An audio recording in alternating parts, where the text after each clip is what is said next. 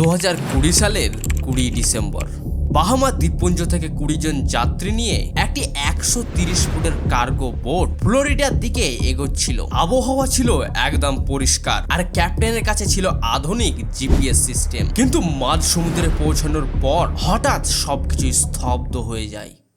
মার্কিন কোস্টগার্ড টানা 4 দিন 4 রাত ধরে হাজার হাজার বর্গ কিলোমিটার এলাকা খুঁজেছিল, কিন্তু না পাওয়া গেছে কোনো বোটের টুকরো, না পাওয়া গেছে কোনো মানুষের চিহ্ন। আমরা সবাই ভাবি বারমুডা ট্রায়াঙ্গেলের গল্প বুঝি পুরোনো আমলের ধাঁধা, কিন্তু প্রযুক্তি এত উন্নত হওয়ার পরও কেন আজও এলাকার জাহাজ বা বিমান নিখোঁজ হয়? এখানে কি সত্যি কোনো এলিয়েন রয়েছে, নাকি এটি একটি অভিশপ্ত জায়গা? আজকের এই ভিডিওতে আমরা কোনো মন গড়া গল্প শুনবো না, বরং একদম রিয়েল ডাটা, স্যাটেলাইট ইমেজারি এবং বিজ্ঞানের সাহায্যে এই বহু বছর পুরনো রহস্যের ধাঁধা উন্মোচন করব। চলুন তাহলে আর 1 সেকেন্ডও সময় নষ্ট না করে শুরু করা যাক। প্রথমে সহজ ভাষায় মানচিত্রটা বুঝে নেওয়া যাক। মার্কিন যুক্তরাষ্ট্রের ফ্লোরিডা, ক্যারিবীয় দ্বীপ এবং উত্তরে বারমুডা দ্বীপ, এই 3টি বিন্দুকে কাল্পনিক রেখা দিয়ে যুক্ত করলে আটলান্টিক মহাসাগরের বুকে তৈরি হয় একটি বিশাল ত্রিভুজ। এর আয়তন প্রায় 8 লক্ষ বর্গ কিলোমিটার। সহজ কথায় বলতে গেলে সমগ্র বাংলাদেশ ও ভারতের পশ্চিমবঙ্গের মোট ভূখণ্ড একসাথে মেলালেও এই বারমুডা ট্রায়াঙ্গেল তার চেয়েও বড়।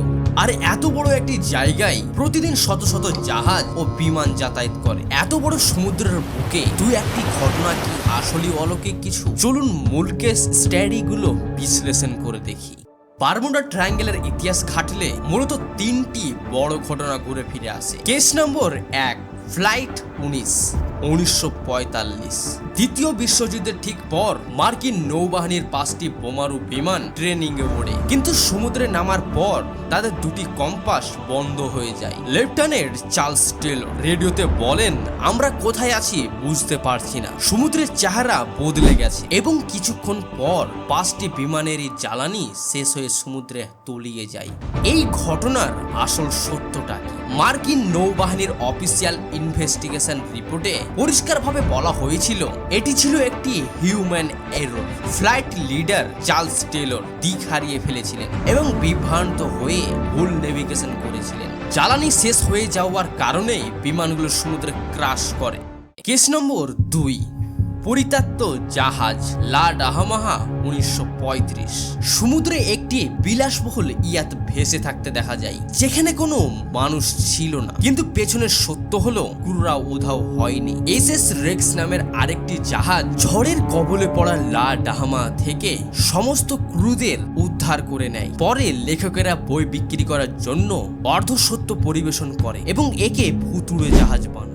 কেস নম্বর 3, টাইম ওয়ারফেয়ার দাবি 1970। ব্রুস গার্নন, পাইলট ব্রুস গার্নন দাবি করেন তিনি 45 মিনিটে মায়ামি পৌঁছে গিয়েছিলেন, যা স্বাভাবিকের চেয়ে অর্ধেক সময়। এটি কোনো অলৌকিক ঘটনা ছিল না, বরং বিমানের শক্তিশালী টেলিউন পেছন থেকে আসা তীব্র প্রবাহ থাকার কারণে বিমানের গতি স্বাভাবিকের চেয়ে অনেক বেড়ে গিয়েছে। তাহলে প্রশ্ন ওঠে, সত্যি যদি এগুলো দুর্ঘটনা বা মিথ্যা তথ্য হয়, তবে বারমুডা নিয়ে বিশ্বজুড়ে এত ভয় কেন? এই উত্তরে লুকিয়ে আছে আমাদের সাইকোলজি এবং মিডিয়া বিজনেস। মানুষ বিজ্ঞানের রুটিনের ব্যাখ্যার চেয়ে গা ছমছমে গল্প বা মন গড়া তথ্য নিয়ে গল্প শুনতে বেশি ভালোবাসে, কারণ রহস্য শুনলে মস্তিষ্কে ডোপামিন রিলিজ হয়। আর এই দুর্বলতাকে কাজে লাগিয়ে লেখকরা কোটি কোটি ডলারের ব্যবসা শুরু করেছে। 1950 সালে ভিনসেন্ট গার্ডিস ম্যাগাজিনে প্রথম মুখরোচক গল্প লিখে নাম দেন দ্য ডেডলি বারমুডা ট্রায়াঙ্গেল। 1978 সালে চার্লস বার্লিটজ এই বারমুডা নিয়ে গল্প লিখে কোটিপতি হয়ে যান আর হলিউড সিনেমা বানিয়ে শত শত কোটি ডলার লাভ করেন। আচ্ছা, ঠিক আছে, বুঝলাম। তাহলে আপনার কথা মতোই তাহলে বিজ্ঞানের দৃষ্টিতে বারমুডায় ঠিক কি ঘটে? চলুন সহজ ভাষায় উত্তরটি দেওয়া যাক। আমাদের বিজ্ঞান 3টি নিছক বাস্তব কারণ প্রমাণ করেছে। 1 নম্বর, এগোনিক লাইন।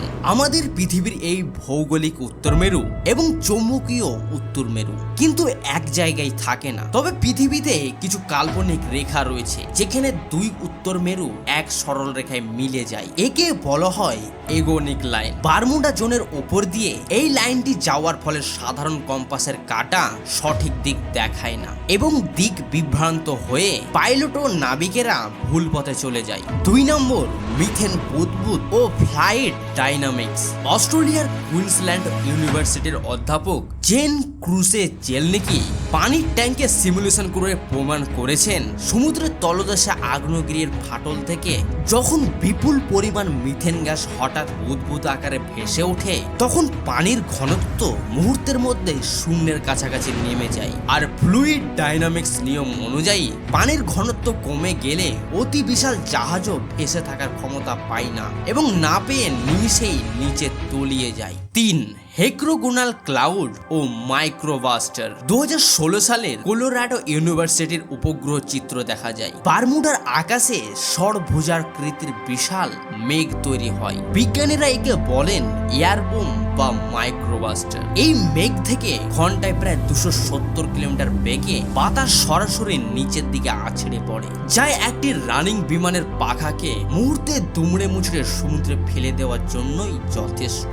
সবশেষে বলা যায় যে আজকের আধুনিক জিপিএস, স্যাটেলাইট ও উন্নত রাডার প্রযুক্তির যুগে বারমুডা ট্রায়াঙ্গেলের দুর্ঘটনার হার কিন্তু অন্যান্য সাধারণ সামুদ্রিক এলাকার মতোই স্বাভাবিক।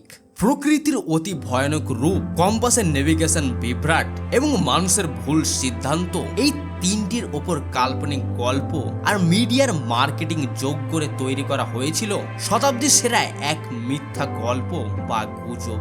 বারমুডা ট্রায়াঙ্গেলের সমুদ্র কোনো রাক্ষস নয়, বরং এটি প্রকৃতির জটিল বাস্তবতা আর মানুষের ব্যবসা এবং সফল হাতিয়ার। বিজ্ঞান নির্ভর এই সহজ বিশ্লেষণটি আপনার কেমন লাগলো এবং মানুষ কি লজিক জানার পরও রহস্যর গল্প বিশ্বাস করতে পছন্দ করে অবশ্যই কমেন্টে জানান। ভিডিওটি ভালো লাগলে লাইক এবং শেয়ার করতে ভুলবেন না। আর এমন তথ্য ভিত্তিক কন্টেন্ট দেখতে চ্যানেলটি অবশ্যই সাবস্ক্রাইব করবেন। দেখা হচ্ছে অন্য কোনো ভিডিওতে, ততক্ষণ টাটা, বাই বাই।